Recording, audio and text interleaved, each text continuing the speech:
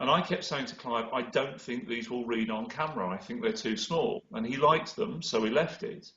And there are quite a few pictures that you see floating around, publicity pictures, where you see Pinhead with thin pins, and you can barely see them. They're very blue photographs taken on the very first day when we did the main test makeup. And he said, yeah, you can't see them, can you? Yes. So we changed it. So what I then did is I took all of those pins and I snipped off the little head at the top of the pin, and I took a piece of hollow brass tube, and on the end of the piece of brass tube I stuck a brass nail head that was cut off a brass nail, and then simply slotted those over the top of the pin. So the makeup, I think, about 120 nails in it. So we made about 400. And so you would have 2 or 3 sets of pieces. You can never reuse a prosthetic piece.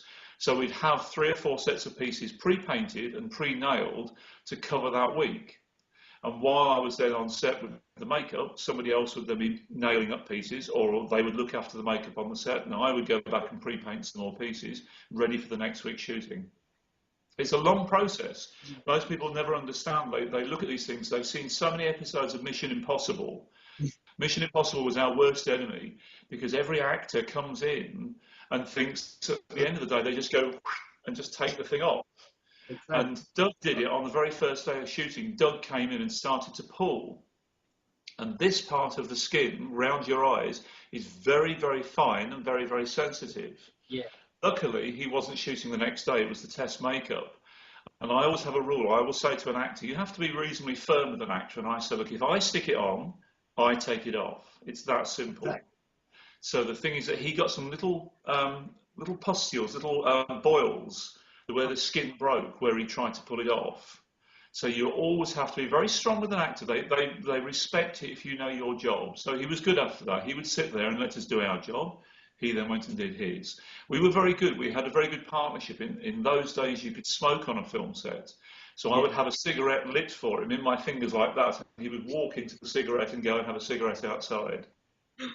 You know, it's a good part of it. I teach makeup these days in London, and I tell my students half of this job is almost like being an amateur psychiatrist. You have to know the mood somebody's in. If an actor is frustrated with either the director or something going on the set or their lines or whatever, you have to pick the right time to approach them to do the makeup checks before they go back onto the set. But, you know, it's all part of the experience. Yeah. And you worked with Julia too in Hellbound Hellraiser 2? Obviously we didn't have much to do on Claire on Hellraiser 1, but we got to know her. On Hellraiser 2, we obviously had to skin her. So we did, it was mainly a couple of things, because obviously Julia is mainly, when she's in her skin form, is a completely different actress, a thin actress who wears a complete bodysuit that was designed and created by Bev Pond-Jones and Little John. Yeah. And they sort of like did this full foam latex bodysuit that stuck down a lot of the places, and then this beautiful beauty makeup with this skinned woman. With Claire, is that the only time she wears a makeup is when at the end she starts to pull her face off, when it's actually meant to be Kirsty inside. Claire goes like this to pull the face off, and we had a makeup on here that she could actually just sort of go and just pull a little bit off. And then we would cut away to Tiffany and then look back, and when you jumped back it was actually Ashley in a fake face. And so we took a face cast of Claire to be able to pull off. And interesting, Claire Higgins was a white witch, as she called herself. She was into witchcraft, that kind of thing, demonology, that kind of thing. So her birthday card, we actually took a cast from her face, and we made a skin of her face and stuck it with lots of blood all over a big birthday card for her. So she's got a birthday card with her face on it. She's a lovely, lovely person, very nice person to work with. She was enjoying it because she's a more, shall we say, a more serious actor, Shakespeare, Chekhov, that kind of thing. She does a lot of TV these days, but a lot of theatre. And so to do something like this, where she got to wear a nice frock and be nasty to blokes and kill them and then be skinned, she was loving it, absolutely loved it. Yeah. For channel, meaning grey. Sorry, for channel. meaning Craig. Channard. Yeah, Yeah, for Ken Cranham. yeah. Yeah. I saw all the pictures that you're retouching him with Yes, yeah. wires. Yeah. How was that done? I did see the making of, Yeah. and when he's transformed into a Cenobite was really like took a lot of time of, yeah, obviously. It's the same with anything. There were some storyboards which allowed us to sort of visualize and see what Clive wanted. Clive's a reasonably good director. Obviously, it was Tony Randall on the second film, who's also Tony was not really used to the directing thing. He's a producer and more of a money man from films. And so the thing is, as his first film, it was a little more difficult for him. So he was very happy to say, look, give me what you can give me. So we went away, we designed, because really the Channard Cenobite was our first new Cenobite after the original four. So we wanted to do something that was in keeping, but we then had to think about, well, okay, you're actually going to see this guy get turned into a Cenobite to a certain degree. Again, fairly low budget film. They liked the first one. I think it was even before the first one came out, they said, right, we're going to do a second one. So they liked the first one, so they gave us the money for that. So we came up with some interestingly sort of small ideas. I've posted lots of bits of video onto the Memories of Image page on Facebook, which I think you're a member of, so you've seen those, of all the tests. And so you would come up with an idea. So we came up with the idea of the wires going around his face. That was the basis. And then said, look, like embalming fluid, let's take his blood out and pump him full of blue. So he goes blue. And that was the base idea. So we then had to say, right, we've got to get these wires to go round. So we came up with these rather strange-looking hands that would pull in front of him, lower down in, and pull round. And those wires are actually elastic bands. So the thing is that when they pull back, they're tight, so they stretch and look as if they're going into his face. But they're simply just dark grey elastic bands. We then had lots of small bits of sort of like skin that we'd show syringe needles going into. And those were big, authentic Victorian syringe needles. We found them in a second-hand shop in London. And so we used them and attached little sort of gory bits and pieces to them to make it look as though he's being pumped in and pumped out and things like that. The makeup was actually relatively simple. At the start of production, Bob was in the States working on another film, so I was in charge on this film. So I thought, okay, I can just redo Doug as Pinhead because we already have the molds. I can duplicate the molds and carry on doing that. So it gives me less work to do. So when you're running something, you have to think of it in terms of the time it takes. You know, you're signing checks, you're saying yes, you're going to meetings, things like that. So I thought, fine. So I had another man in line to do the Channard makeup. And unfortunately, at the last minute, through creative differences, he decided not to come on the project. So I thought, look, okay, I've not got that much to do, I'll do it.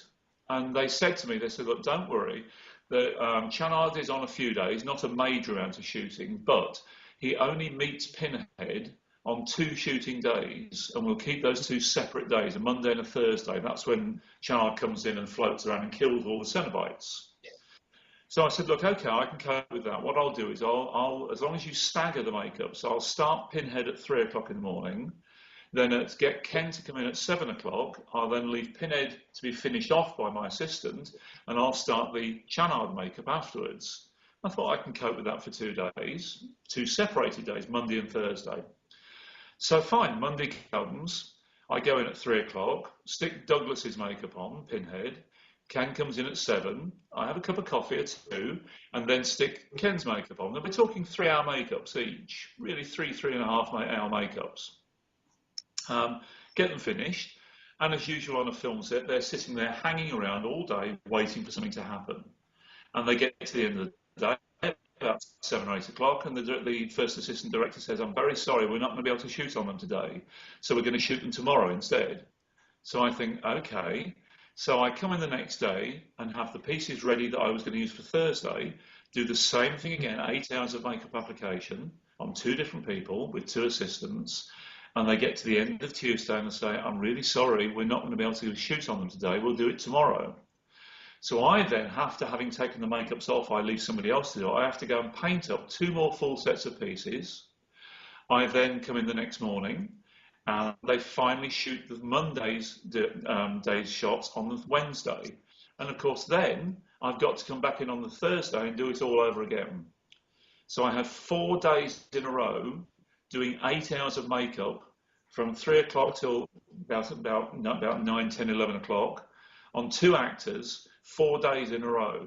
And on Thursday afternoon, I mean, I was young then, but even then I was so tired. I noticed my hand was shaking. And someone said, look, I was exhausted. So I went off the set and I said, look, they said, look, we can look after the makeups. You go and have a lie down. And they put me a small mattress or a sheet of rubber. One of probably the mattresses we were using for the Rebirth of Julia sequence. Yeah. They put me a mattress down underneath the makeup desk and said, look, have a couple of hours, kid. We'll wake you up and come back on set later. The next thing I know, I'm being kicked.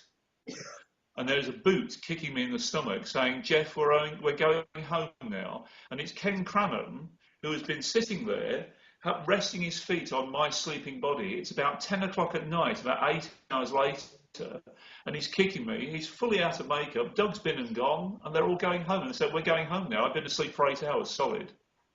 So it's a good lesson to learn. And don't do that many makeups in that many times. And you were nominated for Nightbreed also, meanings of Nominated? Yeah. For what? A Nightbreed. Yeah? For what award? It was, I can't really remember now, but it was in collaboration with Bob, I can't remember his last name. Let me just check it, because no, that's all right. I don't know for something. I don't know what for, but no, Nightbreed was good fun. Nightbreed was very, very long. How long, for example? It was a year. It was a year out of lives. Most films, you're really 2 to 3 months pre-production. So that gives you time, 12 weeks to set up, to organise, to build everything, etc. On Nightbreed, we were out there about 7 months from the very start. I remember quite clearly going to Clive's house in the centre of London, just moved, I can't remember. We were in his flat, about 6 of us, and he went through the story of Nightbreed with us, showed us a few sketches, played us some bits of music and things like that, said, this is what we're going to do. And they said, this is a big budget film. So we worked out a budget for it based on what he'd given us, the major characters and as many background characters as we could possibly do. Anything from body painting to small prosthetics, things like that. And we came in at about, I think it was nearly about £1 million, which is still not a great deal for the amount of work there was. The problem with Nightbreed is that I think Clive enjoys making films. It's that when he was really his second film as director, the thing is that he got to the point where he was, if something couldn't be done on the actual shot, now it would just be done with computers. Yeah. But of course we're looking 25 years ago, so the thing is that then, he'd say, oh, we'll do it in post-production. Mm-hmm. And the problem is that you have Clive, who's the director, and you have the producer, Christopher, again, and you have us. Mm-hmm. Clive would say to us, I've got this great idea. But instead of talking to the producer about it, he would just talk to us. We would talk to the producer, and the producer would say, no, we can't afford that. But instead of the producer talking to Clive, he would just he would have to go and say, the producer says he can't afford that. So the problem is, you see, you have a triangle. But so you have the producer and the directors, but there's no line joined between the producer and the director. So Clive would say to us, okay, how about this? We'd cost it and go to the producer. He'd say no. We'd tell Clive, he says no. And it went on and on and on. And the problem is that the producer and the director weren't talking. And so the film started to slightly spiral out of control. So in the end, the production company, Morgan Creek, sacked Christopher Figg because he wasn't controlling the situation well enough. and brought in Gabriella Martinelli and 2 or 3 other people to oversee the production, and it went much better. They oversaw it to the extent that the producers were so happy when they saw the rough cut of the film, they then came back and asked for more. So you had certain extra sequences added in. Unfortunately, and this is now sort of like the now famous story with the Cabal cut, is the thing is that the idea that Clive had, the script I have, the original script, was nothing or very little like the film that you saw when it released, because the extra footage really it concentrated far more on David Cronenberg's character. I wanted a psycho villain, whereas the film is simply more about a society full of different sorts of people, and it's about being antagonistic towards people who are simply different. That's all it is about. It's just about bigotry. It's about prejudice. But they didn't see that, and they probably didn't want that. It's too grandiose a concept for such a horror film, and it's not a horror film, it's a fantasy. And so the thing is, they added all this extra stuff with David Cronenberg killing people. If you notice in the film, he's got long hair, then short hair, then long hair, because it was shot 3 or 4 months afterwards in the States. There was so much extra stuff, and they then butchered it in the editing room to sort of concentrate on Cronenberg and just have a big battle at the end. And they took it in no sense as to the original concept. Exactly. So the Cabal cut, which of course has now been picked up by a DVD company, which will hopefully be released sometime this year, which Russell Charrington has taken on board and is sort of co-directing with Clive. He's directing the restoration cut, shall we say. That should come out at the end of this year. And I saw it last August. There's a rough cut that Russell takes around to film festivals to show people. And this was when they were still trying to get the backing for it. They don't do it now because the backing is in place. And so it's an extremely rough cut made up from bits of the original film and outtakes and video clips and stuff that they found on videotape at the back of Clive's office accidentally. All the stuff that should have been in the film that wasn't. And so they're going back and actually restoring the cut, so it makes much more sense, and it's a better picture for it, a much better picture. Have you seen it? Not sadly no, because I'm down here. Not in Buenos Aires yet, yeah. Oh, Russell's been all over the world with it, so. But I know it's like 2 hours footage totally founded, and they want to restore it, obviously. Yes, yeah. It's they've found that the thing is that obviously with the more contemporary movies that the negatives are still stored in vaults. So Morgan Creek, whoever owns it, etc., has those negatives. As far as we know, I don't think they ever destroy them; they just bury them somewhere. Yeah. So the thing is that the negatives are there. So the pristine, high-quality prints are there. Apparently, I believe Danny Elfman, the composer for the film, has actually said he will come in and rescore the new bits if necessary. But the original negatives are there. The cut we saw, of course, on the cinema screens, on a giant Empire Leicester Square London cinema screen, is made video footage. So sometimes it was so grainy, it just looked like you were looking at it through, a frosty morning's window or something, but you got the gist, put it that way. And it did a lot of good. It was so fabulous. Talking to Russell Charrington, he would say that they go to every film festival and it would sell out every time. The Empire Leicester Square is a big cinema, and he packed it full. So the interest is there. So that when the film comes out, there will be enough interest in it to make it sell, hopefully. There are people, some friends of mine are making a documentary about Hellraiser 1 and 2, and as it's for the fan market, it will be a 3.5-hour documentary. Yeah, you're talking about Leviathan, about Leviathan, yes, yeah. Leviathan with Gary Smart. Gary, yes, yeah. Yeah. That. Gary's been tracking down everybody. Yeah. He's hopefully going to the States to see Clive and Tony, because hopefully Clive will say yes, he'll do something with it, which would be nice.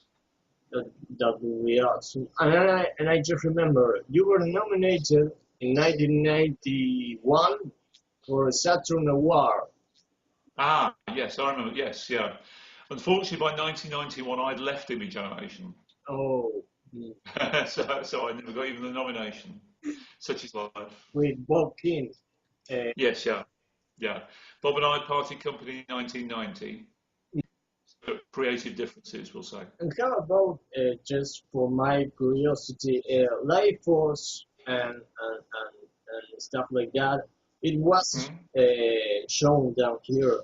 I loved it. The prosthetic, the makeup effects. Yeah, that was like huge for you, or it was easy? To... It was huge for, right. It was huge for me because it was my first film. Exactly. It was my very first film. So when you get your first job on a film, you were a runner. So you make the tea, you run errands, you help. And most people, I teach makeup now at London University, and the thing is that what you tell people is your first few jobs, you will be just doing, running errands, helping out, and you'll learn from that. You don't go usually straight into doing big makeup jobs. It varies. If you're very good, you will. If you're just okay, they'll train you up. So Life Force, which was Tobe Hooper, of course, who directed Texas Chainsaw Massacre and Poltergeist, was a majorly large film. I mean, massive. That whole outdoor London set on the backlot of Earl Street was enormous. You could literally drive and blow up a double-decker bus on that set. The cathedral set was enormous. There were some enormous sets on there. And that was through a man called Nick Maley, who now lives in Antigua. And he sort of like lives out in Antigua running his own business, not doing films much the same as me really anymore. And I'd gone down to Boreham Wood. I did graphic design at university, and in '83 I'd gone down to Boreham Wood. I'd gotten into contact through various means with Gary Kurtz. Gary Kurtz was the producer of Star Wars, if you remember, back in 1977, and he was producing a film called Return to Oz, which was a sequel based on the original books with Dorothy and the spherical robot and things, and a moose head and on a couch and things. And the man who was doing the effects for that was a man called Lyle Conway, who's quite well known from his Henson stuff, but also from The Blob, the remake of The Blob they made some years before. Yes. Big man. I think he's, not sure if he's still alive, I think he is.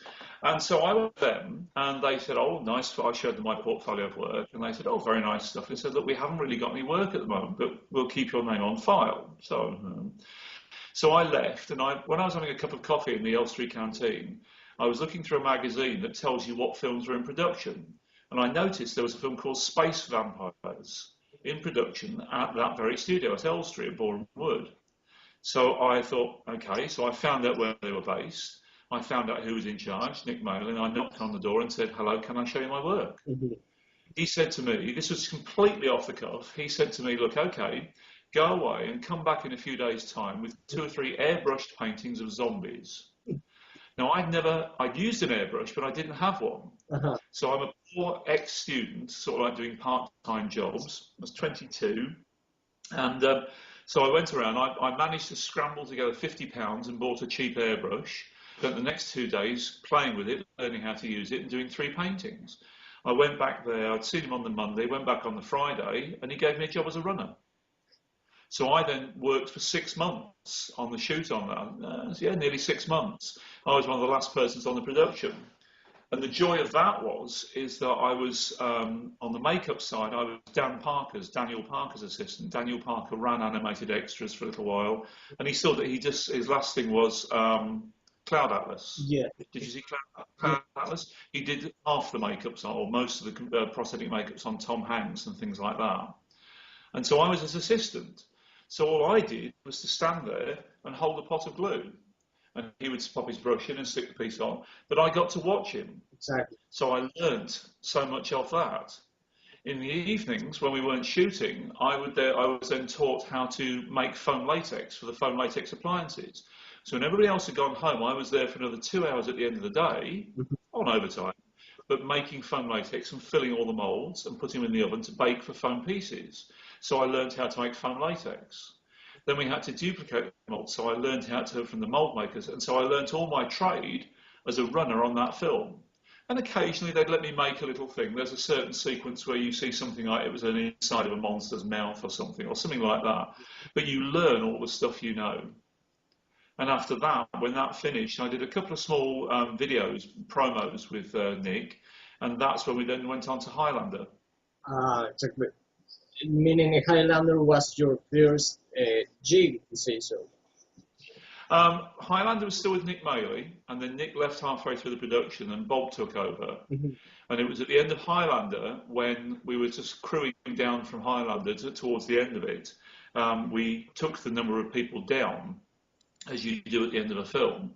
And Bob and I said, look, let's set up a company together, and that's when we called it Image Animation. And then we rented a small workshop at Shepperton Studios, and that's when Clive came to see us. I wasn't even born for Highlander, but I saw it when I was 9 or 10 years old, and I loved it. I really loved it because I didn't know it was. How was it that they decided to shoot down here? That was for Highlander 2, yeah, sure. Yeah. I'll tell you why. There's two good reasons. At that particular time in 1990, the inflation rate, which you then had the Australis, I think it was, the inflation rate was something like 200%. And so the thing is that it was Carlos Menem was the president then, and the thing is inflation was out of control drastically. It was a nightmare.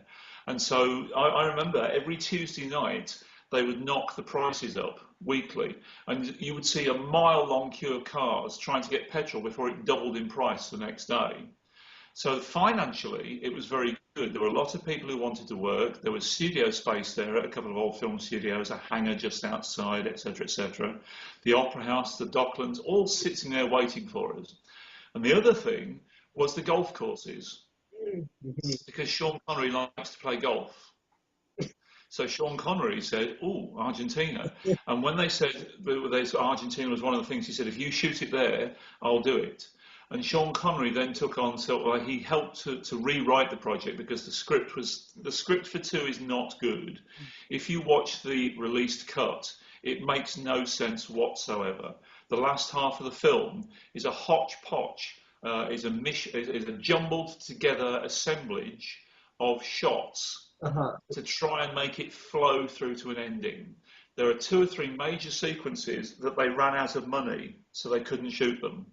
And so you'll actually notice that when one person dies, the other people are meant to be in the middle of the desert, 1,000 miles away, and yet they arrive back at this place where this person's died an hour later, back in the city. Yeah.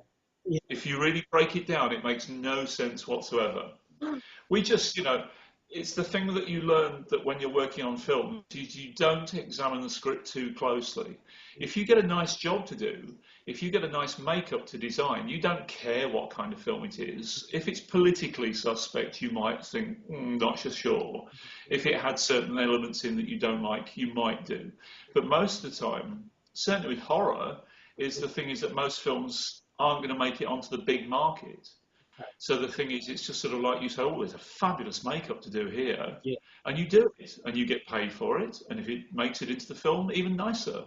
And you get interviewed, and you do all the bits and pieces, and people get to come and ask your autograph. And at the end of the day, it's a job.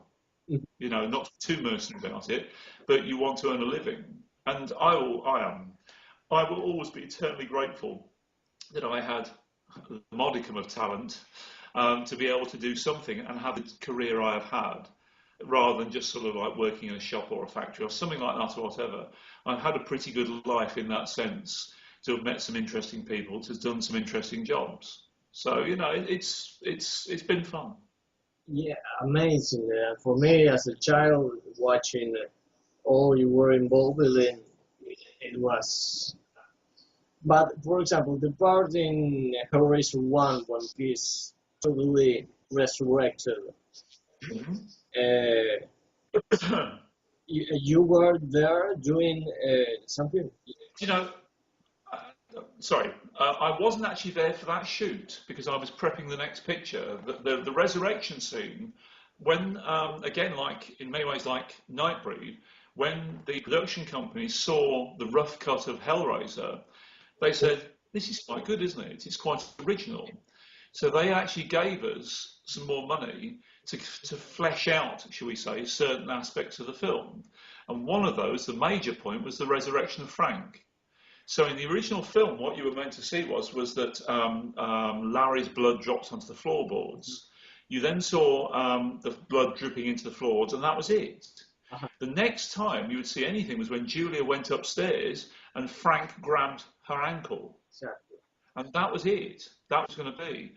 So the whole resurrection sequence, which was of various things, it was stop frame animation, it was reverse high-speed meltdowns of wax hearts and bits and pieces, animatronics with fingers poking out, lots of slime, etc., etc.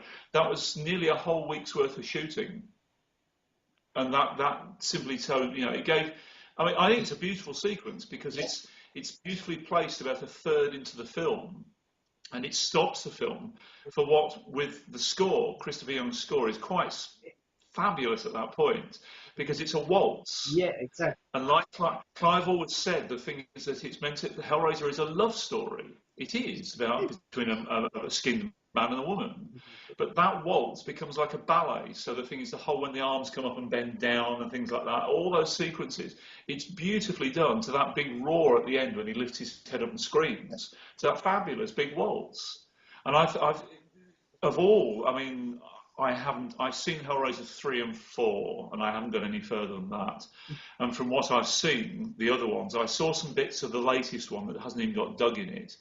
And they just look so appalling, so cheap and nasty and ripped off, that I don't want to watch them. Whereas you go back to the first Hellraiser, which I saw for the first time last August in a very long time. You go back to the original Hellraiser, and it's dated.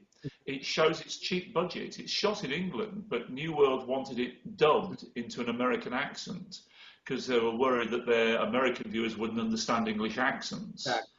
But it's a classic. When it looks good, it looks very, very good. But for example, for me till today, it's a masterpiece. I don't want CGI or etc. etc. Just want that stuff. It's amazing, and I always remember about Frank because of this. Look at my floor. Let me see if I. Oh, your floorboards. I have. Yes, yeah. and that scene in particular, it really struck me beautifully. Beautifully, I wasn't scared. It was a so. Yeah, to me, it's not a scary film. There are some jumps, some little bits and pieces, but it's a horror film in the classic sense. The thing is, it's horrific rather than being horrifying. The thing is, it's as the original poster always said Hellraiser, a love story. Exactly. And New World, I think, made him take it off. It just called it Hellraiser. The publicity was all around the blood and the guts and the horror. And at the end of the day, it's simply a woman who has basically had the best sex she has ever had and wants it again. It's almost a lust story rather than a love story. She fell in love with him because he gave her everything, the experience of a lifetime, and she is willing to kill for it. And when you think about that kind of plot, that's everything from Double Indemnity right back from the 30s. It's every classic love story where a man or woman will kill for their love. Yeah. You simply had a slightly weird angle to it, because the other original title for the film was called S&M Zombies from Beyond the Grave. Really? Yeah, that was a contender at one point apparently. Clive used to refer to it as that occasionally, but I mean they are these characters. It's not just Freddy Krueger wanting to kill people because he's psychotic. It's not just Jason Voorhees wanting to kill people because he's psychotic and not the brightest person. There is a method, there is a love and a joy and a sexual power to what these beings are. So the joy of designing these characters, the whole point of the female Cenobite, this incredibly sexual opening on her neck with the wires holding it open, it's all meant to be very, very sexual. And that's the joy of working with somebody like Clive. Clive is unafraid to push You know, if you've read his books, so the thing is that there is nothing the man will not write about. His imagination will conjure up the most ridiculous concepts, usually using parts or functions of the human body, to create creatures, monsters, ideas, whatever. And that's the joy. The joy of working with him on those three films was that unlimited imagination. It's amazing, yeah. Hmm? And about, for example, in hybrid, yeah, well, in hybrid, it was like you said to me, it was almost regarding all, meaning Decker Yeah. point of view. And what about, for example, Narcisse or Yeah, I mean, well, in the Cabal cut, Narcisse does actually get killed, yes. There's a certain series of scenes in the original cut that didn't make sense apparently, and the thing is, I think Narcisse is the first one to be killed. Mhm. I think in the new cut. It's so long since I've seen it. Yeah, it's the joy of my favourite sequence in Nightbreed is when Laurie first goes down Mm, and you get that lovely tour, and you get the simple shot of Vasti Moses, the big yeah, fat one with the head on his belly, yeah. the little arms, and he's being bathed. She looks in a window, and there's Vasti Moses being sponged bathed. Mhm. And the thing is that that person then comes out, a one-eyed person comes and goes, oh, and shuts the curtains. And it's those moments of humanity that make the film. And there are so many more of those in the Cabal cut. So when the Cabal cut comes out and you see it, you'll get to realise that, again, this is not a horror, it's a fantasy film. And the thing is, it's not about Decker. Decker is simply, Decker, like the police chief, he's simply a product of his society. And he's the baddie. The police chief is the baddie. There are two or three lovely scenes in the Cabal cut where the policemen suddenly realise what they're doing is wrong. They are shooting and killing children, and they actually stop. And so the policeman turns his gun on them and kills them. That was taken out of the original cut. So the thing is, it's just these sequences are back inside this cut. Like in the original cut when they killed Simon Onaka, Yeah. it gives you like total sadness that they do that thing. Well, he's such an innocent character. Simon's got a little sweet, innocent face, Yeah, and the thing is, he played a fairly sweet, innocent character with this little doe-eyed look to camera. So the thing is that when he goes, it's quite painful. yeah, it really is. And you also, just to know about you, you also do some chapters from Children of Dune.